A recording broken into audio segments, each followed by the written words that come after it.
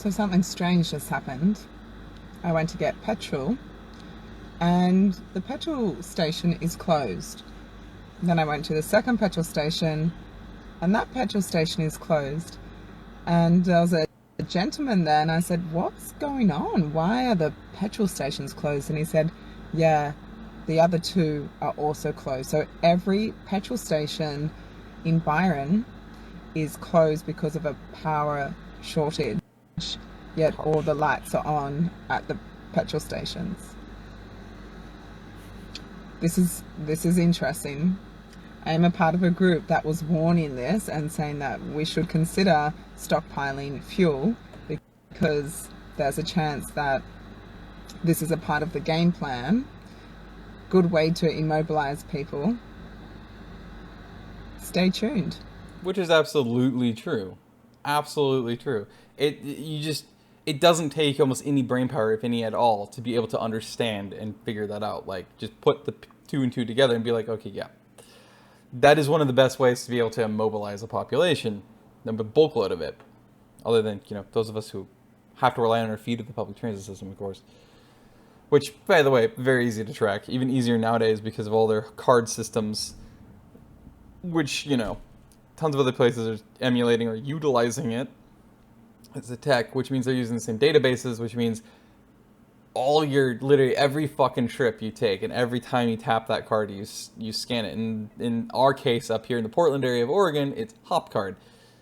They're literally keeping a database track of you permanently of every fucking time you used that card, every fucking time you got on or off a Max train, got on or off a bus, literally they have an entire positioning of exactly how far you travel, where you travel, what your tendencies are, everything, where you like to go, when you like to go, how active or inactive you've been, everything. And of course, they also have everything about your identity there too. Again, this has to do with their supposed fair enforcement thing, where literally they especially if they're like, "Oh, you don't have, your card to show me that you are in fact an honored citizen." And then they go and they literally force you to have to give them an entire physical profile, basically biometrics, but via eyes, of eye color, hair color, predicted height, all this stupid weight, all this stupid shit. So that way they know exactly how to track you and exactly who you are, what you look like, your age, everything. So that way they know, okay, if we don't like something they're doing, we can control that person. We can go and we can find them or imprison them or whatever else. And you know that they're giving that information directly to the police forces. I was going to say they give them to the government, but TriMet is the government. They try to say, "Oh, we're a separate, private corporate, company. We're absolutely have nothing to do with the." No, you're literally a conglomerate of governance. Insert every fucking city in your system, all 3 counties. Literally, that's why the tri is there, as in tri for tri-county. Met is metropolitan. I can't remember, like express transportation or something like that. That's what it is. Metro makes part of it as well, which is some stupid government organization, of course, as well. And of course, the state of Oregon's government. That is what TriMet is. It's a conglomerate of governments privatizing themselves as a corporation for profit and posing as a public service. Of course they are. Because when the fuck wouldn't it be like that? So you know that they already have it for themselves, and you can guarantee they're giving it to all the different police forces too. So that way, if and when they want to go like, "Hey, let's go round people up that we decided are too much of a threat to us imposing what we want on our people," they can just go and fucking identify you, know where you typically go, know how reliant you are on them, and then go and grab you, any given point in time. They could easily use it for that. And if they're already willing to do everything else, and it's also one of the reasons why I despise with a passion biometrics. I refuse to touch those things. I refuse to use them. It's the worst fucking thing, especially considering if somebody fucking hacks a device that you're using biometrics on, or an account that you use biometrics for or on, or you ever done it once, already they permanently have your data as corporations stored somewhere. And guarantee you again, give it to governments and police.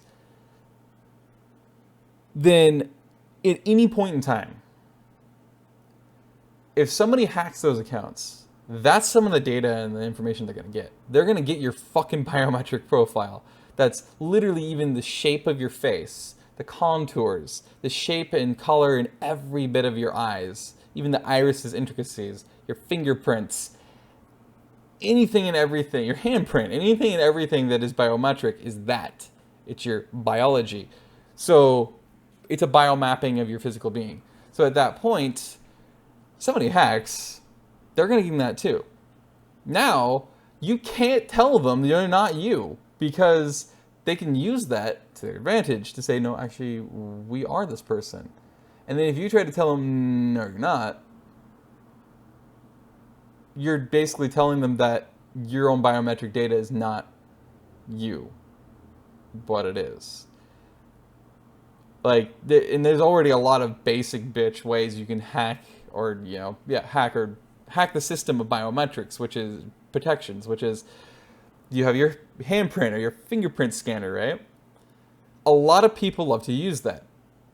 And one of the weird things that Hollywood decided to actually not exaggerate and get right is if you use that enough, you can even just literally breathe enough to get enough steam on that thing that reader is going to suddenly re-register that fingerprint, the one most common one there. And then you're in. The only way that might not work, of course, is with eyes. But of course, if you can take somebody by surprise and knock them out, or at least forcefully immobilize them and have enough control over them, you can literally just hold open their eye and force them to look into it, and you're in anyway. Like, there's a lot of fucking things that can go wrong with that in the most simple fashions like that. So you're incapacitated. They can do anything they want. They can even literally use your hand, your finger, and they're in. So there's a lot of problems with the biometrics thing, which is why I can't stand that. But I also felt like it was worth mentioning. That's why I went off on that little side tangent, a little branch, if you will, off of the main thing. But the point is they still use biometrics all over the place. Rite Aids use biometrics. You walk into a Rite Aid, they're automatic. You walk by it. If you look at their doors, automatically, they download a fucking biometric profile of you. They have your fucking biometrics if you use or ever walk by a Rite Aid. Like, you think about that. Why the fuck was a Rite Aid, a random ass fucking like pharmacy / grocery store that's somewhat overpriced, need your fucking or want your biometric data? Like, what is with that? And why wouldn't you question that? There's something super wrong with that picture. But yeah, no, they're using it all over the world. In fact, if you've ever used your phone, even if you've never used the biometrics on it, they have your fucking data automatically. They track everything, literally every fucking minute detail, big and small, off of your devices. Your phones, your tablets, your laptops, it doesn't matter. Especially mobile devices that like these. You use it once, they have everything about you, including your biometrics. I guarantee to you they do that. They do this if you leave that uncapped or whatever. They probably still use my microphone because they always leave it in. It sounds like paranoia, but it's absolutely true. And like I tell people before, it's like, if is it really paranoia? Is it really something that you can't simply believe is real? When literally the Gates never wanted to let their kids ever at any point use mobile devices. No social media. They didn't want them to have basically any touch of tech. Certainly not their own software. Steve Jobs and his family, his wife, never let their kids own an Apple product. In fact, they never let them touch any technology. And again, just like the Gates, I guarantee you it's not coincidence. There's very good reason for that. And if anybody would know why it is and have a good reason, it's going to be the people who fucking created and produced and make you buy this shit. Obviously. You'd have to be an idiot not to realize that. And then on top of that, you have Mark Zuckerberg. Created, obviously, Facebook, and then his company, of course, buys Instagram. The guy literally always unplugs all his microphones.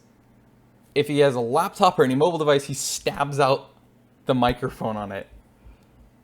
And or if it's a phone, of course, that he needs, well, he keeps it as far away from him as possible so that it can't hear anything. He also always possessively doesn't just use the lens caps that these things come with webcams or any other cameras. He always automatically puts duct tape on them too. Thick layers of duct tape. Again, these are the very people who created these things. If you don't think they do that because when they're that's the horse's mouth showing you in that moment, like, if they're doing this shit, then there has to be, like, the only people you should trust at that point with their actions, not their words, is the very people who created all this shit for us to use and buy and consume. Is going to be those very people who are the ones behind it all. If you watch their actions, it's always the polar opposite of their words. They look like the paranoid, schizophrenic, conspiracy theorists that people always call tinfoil hat wearers and all that stuff. But you think about it, it's again, 1 + 1. It just instantly clicks. It makes perfect sense. It doesn't take any remote ability to use your brain to know there's obviously good reasons why they don't do that, and they prevent their kids from using these things, and the reasons are going to be, obviously, because they're the ones who are going to truly know what their own shit does. So I need to should I rest my case? Because I'm going to rest my case. If you still think it's too paranoid, I don't know what the hell to tell you, but you have fun with that.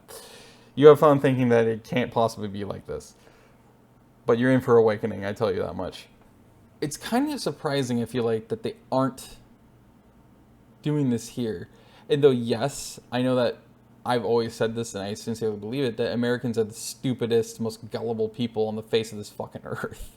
I think they've proven it endlessly throughout history of this nation, especially now more than ever, that I'm still surprised that we haven't seen something as explosive as down there happening here, if not more explosive, because people in the US are world famous for being non-rational, irrational. They're famous for being irrational because they're famous for being arrogant, ignorant, and intensely reactionary. As in, again, couldn't be more irrational because they're so damn reactionary. They just react. All they know how to do is react. Jump on things, jump on people, jump on things, go tear it apart, tear that apart, tear this apart, act a victim. Be offended. That's the American way of existence, it seems like, socially here. That's the American society's way of living, is deep ignorance, but being so arrogant you demand you're the smartest people on the earth, you're the best at all this shit, yet you couldn't be more ignorantly stupid and more intensely gullible, and therefore more easily controlled and more intensely into following and idolizing, which makes you even more ignorant, more stupid, and more prone to be gullible, manipulated, and following than anyone else on this earth. That's America. And again, you couldn't be more intensely reactionary because of it. You gotta react. You can't think. You just react. Because everything is offensive now. Everything needs a reaction. Everything needs a hate, a big bashing and tearing apart and criticization, judgment, and everything else, and attempts at controlling it because, via peer pressure and all this other shit, because we're right, you're wrong, da-da-da. That's the American way of life. But because of that, you would think that this would have happened sooner here, and that this would be worse than it is down there here, somewhere. But as far as anybody can tell, they haven't even tried this yet in the US, at least not on a smaller scale. Maybe national scale they are, but it's also on a much slower forward push.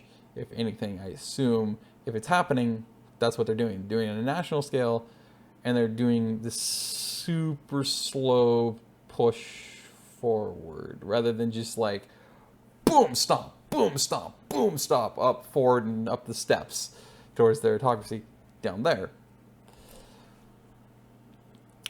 But so far, you haven't seen it. So it's kind of weird. All you've really seen here in Canada is the silent protests, the stand-ups. Sometimes it gets a little contentious, but for the most part, people are just I should say the anti-maskers, but the anti-mask mandate people and the anti-vaccine mandate people, that's pretty much what they've done. And the only time they get vocal is when they actually have podiums, or anything, or they have a sound system and they have a microphone and they have speakers there and people to speak about it and people to talk about it and explain, why they're against it, why they'll never be for it, and all those other things, And that's as far as it's really got here. And unfortunately, those groups are way too small, at least when they show up. I wish they were, in the millions as well in each of the big city metro areas where they're like, this is stupid because this is dictatorship. This is autocracy and dictatorship is what this is. This is the villainization of people and choices that don't benefit you, the people in power, trying to consolidate control. That's why you're villainizing us. What you're claiming is for the greater good to the rest of the people, which are very gullible and very easy to fool into believing you. And so, I wish that people had the ability to think for themselves and not be so easily manipulated to where they would actually have seen that and then take the side of that and then go out there and protest the mandates. But instead, they're very much for it because they're so damn gullible.